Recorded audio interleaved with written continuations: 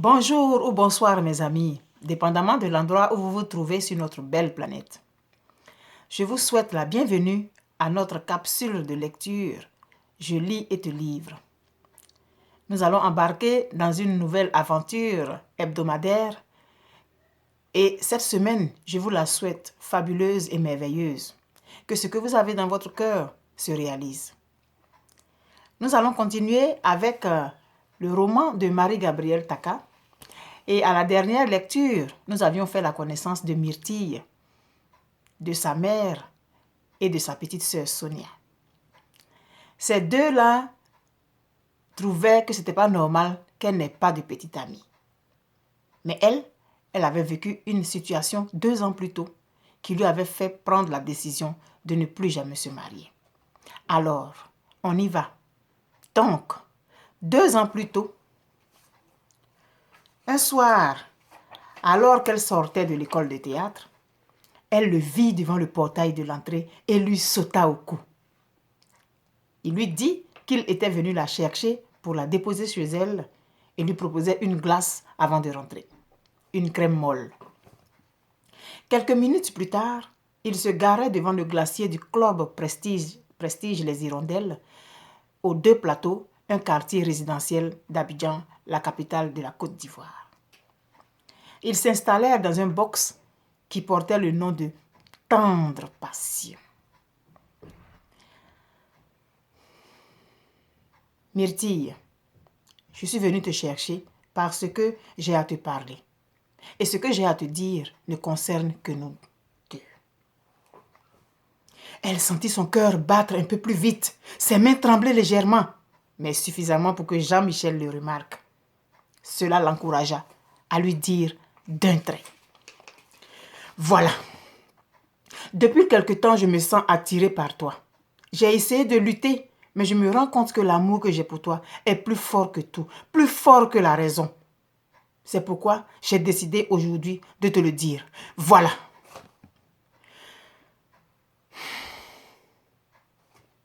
Il poussa un soupir de soulagement pour appuyer ses propos, donnant l'impression qu'il venait de se décharger d'un fardeau trop lourd à porter.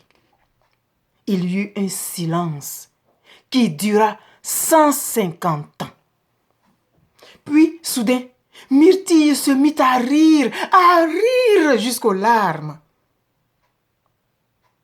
Jean-Michel se dit que la petite fille qu'il avait tenue dans ses bras se moquait bien de lui. Il se sentit vieux et ridicule tout à coup. Mais elle dit simplement, « Il y a longtemps que j'attends que tu me dises ça. » « Vraiment? » Oui. Ils ne dirent plus rien tous les deux. Et après qu'ils eurent réglé leur consommation, il l'emmena dans un hôtel de passe qu'il connaissait très bien. Cet hôtel allait devenir le complice de leurs amours. Il fut son premier homme. Son père, M. Kofi Georges, était le meilleur ami de Jean-Michel. Ils avaient fréquenté l'INSET de Yamoussoukro ensemble et la vie active n'avait en rien altéré la solide amitié qui était née entre eux au hasard d'une rentrée scolaire.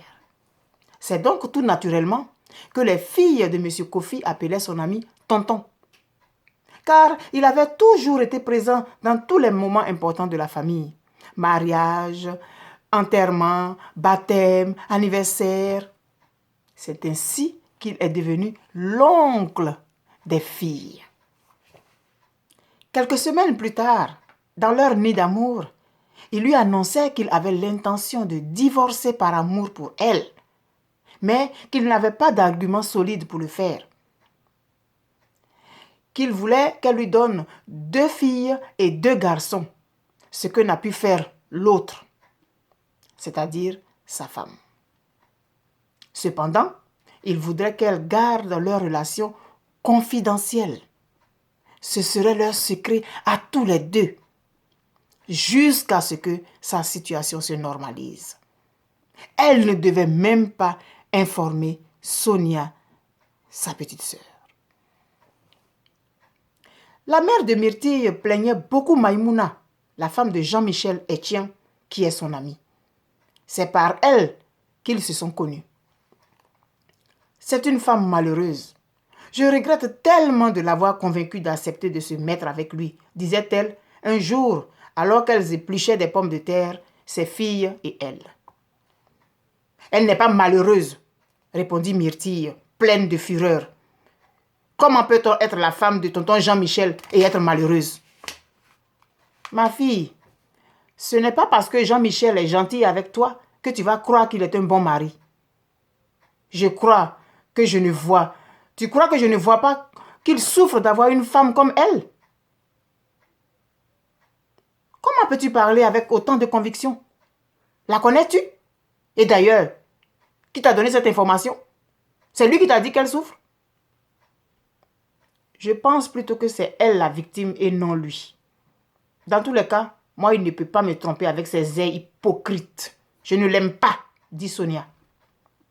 De quel droit vous permettez-vous de parler ainsi de tonton Jean-Michel? Myrtille déposa bruyamment le couteau qu'elle tenait sur la table de travail. Vous ne voyez pas qu'il est malheureux de ne pas avoir d'enfant? Il n'a même pas eu la chance, il n'a pas eu la même chance que papa, alors qu'ils ont tout fait ensemble, cria-t-elle. Mimi, qu'est-ce qui se passe? Ah oui, j'ai oublié que tu es la petite chérie de Jean-Michel. Excuse-nous. De là à ce qu'elle devienne sa deuxième femme, il n'y a qu'un pas, avait dit Sonia avant de partir de là. Ne l'écoute pas, tu la connais. Elle raconte toujours n'importe quoi, dit Madame Kofi à sa fille aînée.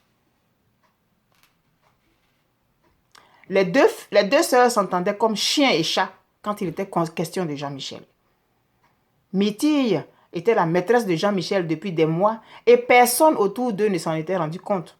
Personne. Ou presque. Car un soir, alors que Sonia voulait porter un ensemble tailleur de sa sœur en son absence, elle avait découvert dans une poche de la veste une carte de Saint-Valentin dédiée à un amoureux, Jean-Michel Etienne.